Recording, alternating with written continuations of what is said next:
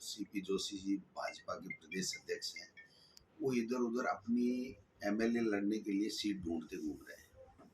उनका बीजेपी को मजबूती से कोई लेना देना नहीं, क्योंकि बीजेपी ने 4.5 साल में कुछ काम किया ही नहीं।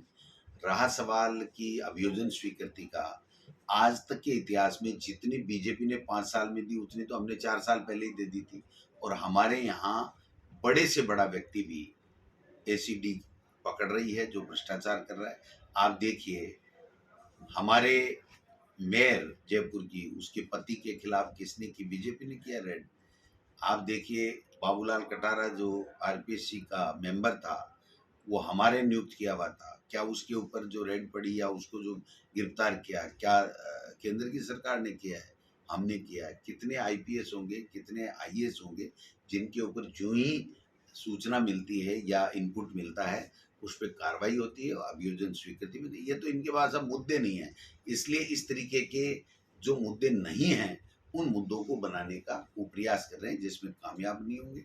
लोग कह रहे हैं आक्रोश यात्रा, मैं तो कह रहा हूँ जन आक्रोश तो इनके खिलाफ है कि 25 में से 25 सांसद होने के बावजूद 2 दफा, अब की बार 24 बीजेपी क्या है, क्या किया आप बता दीजिए। यहाँ के लिए क्या किया, सीपी जोशी बता दे कि उन्होंने क्या किया, दूसरे लोगों ने क्या किया, और केंद्र से क्या लेकर के आए। ईआरसीपी जो राष्ट्रीय परियोजना की बात थी उसका क्या हुआ, रतलाम बांसवाड़ा की ट्रेन का क्या हुआ, जो हमारी रिफाइनरी थी उसको किन किन लोगों ने लेट किया, हमारे जीएसटी का पैसा क्यों नहीं दे रहे हैं जो हमारे राज्य का हक है।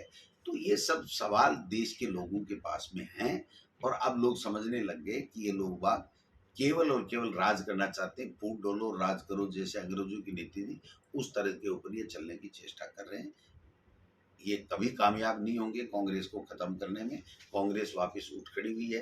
कर्नाटक में उनको मुंह की खानी पड़ी है, हिमाचल में खानी पड़ी है, और अब 4 स्टेट में, राजस्थान, छत्तीसगढ़ और जो 4 स्टेट हैं हमारे तेलंगाना वगैरह, उनमें भी कांग्रेस ही थी। सर, टिकट फॉर्मूला जो था कि 2 महीने पहले घोषित कर, चेष्टा रहेगी हमारी सितंबर में हम लोग पहली सूची जारी करें, लेकिन ये आला कमान का काम है। स्क्रीनिंग कमेटी हमारी गोगोई साहब की अध्यक्षता में बन गई है, तो मैं समझता हूँ कि उस स्क्रीनिंग कमेटी को ये सब काम करना है। हम जो भी हमारे पास इनपुट होगा, सुझाव होगा, वो हम लोग देंगे। और सर्वे चल रहे हैं, एआईसीसी करवा रही है। जो लोग जीतने वाले होंगे, लोगों के बीच में रहेंगे, लोगों के लिए काम जिन्होंने किया, उन सबको हम लोग आगे करके चुनाव लड़े थे। कि सत्य को परेशान किया जा सकता है, पराजित नहीं किया जा सकता। हमारे हिंदुस्तान का लोकतंत्र बहुत मजबूत है, और हमारी न्यायपालिका पे हमारे देश के लोगों को पूरा विश्वास है। सत्य की जीत हुई, न्याय मिला, और पुनः शेर देश की लोकसभा में जनता के मुद्दे उठाएगा। जो अडानी जी की सेल कंपनियों के 20,000 करोड़ की बात है, उसको लेकर के देश के प्रधानमंत्री जी से पुनः पूछेंगे। और हम डरने वाले लोग नहीं हैं, घबराने वाले लोग नहीं हैं। और राहुल गांधी जी तो जिस मिट्टी का बना हुआ है, उसकी दादी और उसके पिता देश की एकता और अखंडता के लिए शहीद हो गए, किंचित मात्र परवाह नहीं की, और सदस्यता उनकी बर्खास्त कर दिया लोकसभा से,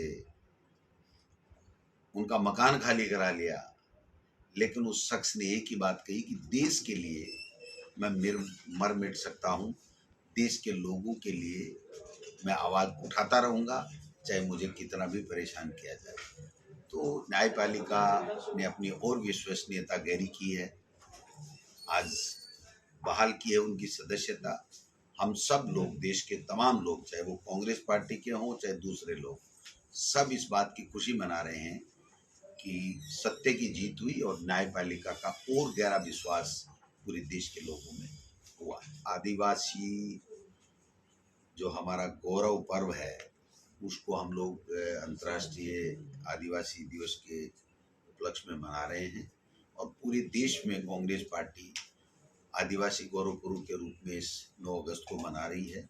यहाँ हम 2 संभागों में, बांसवाड़ा और उदयपुर में, हम लोग राहुल गांधी जी आ रहे हैं। तो मानगढ़ धाम जो ऐतिहासिक धाम है, जहाँ पर हमारे आदिवासी भाइयों ने देश की स्वतंत्रता के लिए अपने प्राण न्यौछावर किए, बलिदान हुए, वहाँ पर हिस्टोरिकल जगह में हमारे नेता आ रहे हैं। लोगों में खुशी है, ऐतिहासिक सभा होगी। और हमारे आदिवासी भाइयों की एक मांग रही है हमेशा हमेशा कि मानगढ़ को राष्ट्रीय स्मारक घोषित किया जाए। मुख्यमंत्री जी ने भी प्रधानमंत्री जी के सामने ये बात रखी थी, लेकिन उन्होंने उस बात का कोई जवाब नहीं दिया, जबकि वो प्रिपेयर होके आए थे कि उनको राष्ट्रीय स्मारक घोषित करना है। लेकिन वो क्यों नहीं किया वो तो वही बता सकते हैं। लेकिन हम चाहेंगे कि हमारे नेता राहुल गांधी जी आ रहे हैं 9 अगस्त को, और हमारे मुख्यमंत्री अशोक गहलोत जी आ रहे हैं, तो आदिवासी भाइयों को मानगढ़ स्मारक के लिए कोई तोहफा दे के जाएंगे, ये हम लोग उम्मीद करते हैं। सर, आगामी विधानसभा चुनाव को देखते हुए राहुल गांधी जी की ओर से वहाँ नींव रखी जाएगी कांग्रेस की सरकार रिपीट करने की? बिल्कुल, देखिए राहुल गांधी जी जिस दिन भारत जोड़ो यात्रा में निकले थे, उसके बाद में जो लोगों में उनके प्रति धारणा बनी है, मैं समझता हूँ कि आज तक किसी नेता के प्रति इस तरीके की कोई धारणा नहीं बनी है।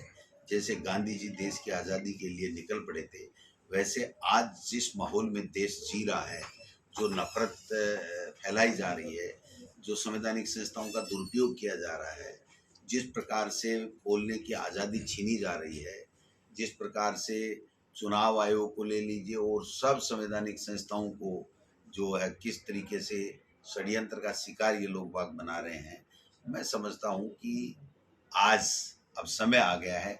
लोग समझ गए हैं कि मोदी जी केवल मन की बात करते हैं, काम की बात नहीं करते। और भारतीय जनता पार्टी केंद्र की जो सरकार है वो लोगों के लिए नहीं काम कर रही है, जबकि विपक्षियों को क्रेश करने के लिए काम कर रही है।